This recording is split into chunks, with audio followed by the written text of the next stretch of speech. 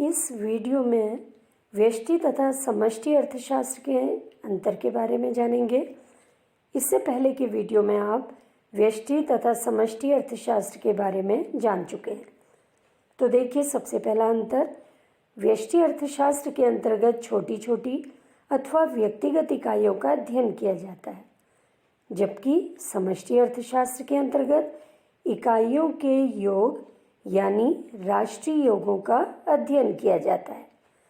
तो इस तरह से जो व्यक्तिगत इकाइयाँ हैं, इसका मतलब जैसे एक फर्म एक उद्योग से है। दूसरा अंतर, व्यष्टि अर्थशास्त्र अर्थव्यवस्था के एक अंग का अध्ययन करता है, जबकि समष्टि अर्थशास्त्र संपूर्ण अर्थव्यवस्था का अध्ययन करता है। यानी व्यष्टि अर्थशास्त्र संपूर्ण अर्थव्यवस्था के एक छोटे भाग का अध्ययन करता है। तीसरा अंतर, व्यष्टि स्तर पर जो तथ्य ठीक होते हैं, ये ज़रूरी नहीं कि वो पूरे समाज के लिए भी ठीक हो, जबकि इकाइयों के समूह का व्यवहार संपूर्ण अर्थव्यवस्था पर लागू होता है। तो इस तरह से समष्टि अर्थशास्त्र जो है ये पूरी अर्थव्यवस्था पर लागू होता है, जबकि व्यष्टि अर्थशास्त्र एक छोटा सा हिस्सा है समष्टि अर्थशास्त्र का। चौथा अंतर है, व्यष्टि अर्थशास्त्र के अंतर्गत जो विश्लेषण किया जाता है सरल है, जबकि समष्टि अर्थशास्त्र के अंतर्गत जो विश्लेषण किया जाता है वह बहुत जटिल है, क्योंकि वो संपूर्ण अर्थव्यवस्था का विश्लेषण करता है। पांचवा अंतर है, व्यष्टि अर्थशास्त्र योग को टुकड़ों में तोड़ने की क्रिया है, जबकि समष्टि अर्थशास्त्र योग करने की क्रिया है।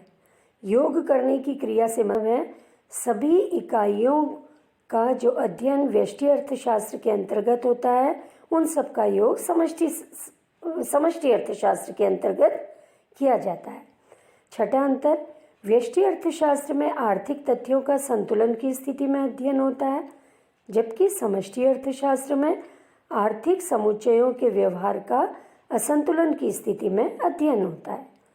सातवां अंतर, व्यष्टि अर्थशास्त्र का उद्देश्य साधनों के कुशल बंटवारों से संबंधित सिद्धांतों, समस्याओं, नीति का अध्ययन करना है, जबकि समष्टि अर्थशास्त्र के अंतर्गत साधनों के पूर्ण रोजगार तथा उनके विकास से संबंधित सिद्धांतों, समस्याओं तथा नीतियों का अध्ययन किया जाता है।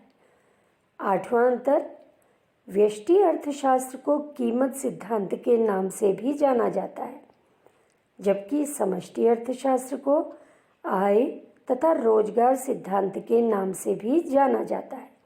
तो व्यष्टि अर्थशास्त्र यानी कीमत सिद्धांत। नवां अंतर, व्यष्टि अर्थशास्त्र वैयक्तिक समस्याओं का समाधान और नीति प्रस्तुत करता है, जबकि समष्टि अर्थशास्त्र का काम या महत्व राष्ट्रीय तथा अंतर्राष्ट्रीय नीति का निर्धारण करना है। इसी तरह से 10वां अंतर है, वर्तमान समय में व्यष्टि अर्थशास्त्र विश्वव्यापी आर्थिक समस्याओं का समाधान नहीं करता, जबकि समष्टि अर्थशास्त्र आज के समय की विश्वव्यापी आर्थिक समस्याओं का समाधान करने में पूरी तरह कारगर है। इसी तरह से ये अगला अंतर है, व्यष्टि अर्थशास्त्र के मुख्य उपकरण मांग और पूर्ति है, जबकि समष्टि अर्थशास्त्र के मुख्य उपकरण समग्र मांग और समग्र पूर्ति है, यानी सामूहिक मांग और सामूहिक पूर्ति है, क्योंकि व्यष्टि अर्थशास्त्र जो है ये इकाइयों का अध्ययन करता है।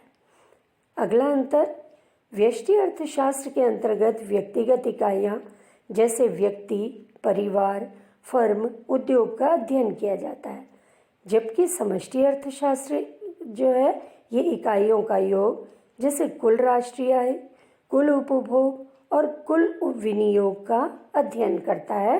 यानी समष्टि अर्थशास्त्र संपूर्ण अर्थव्यवस्था का अध्ययन करता है, जबकि व्यष्टि अर्थशास्त्र एक छोटे से हिस्से का अध्ययन करता है।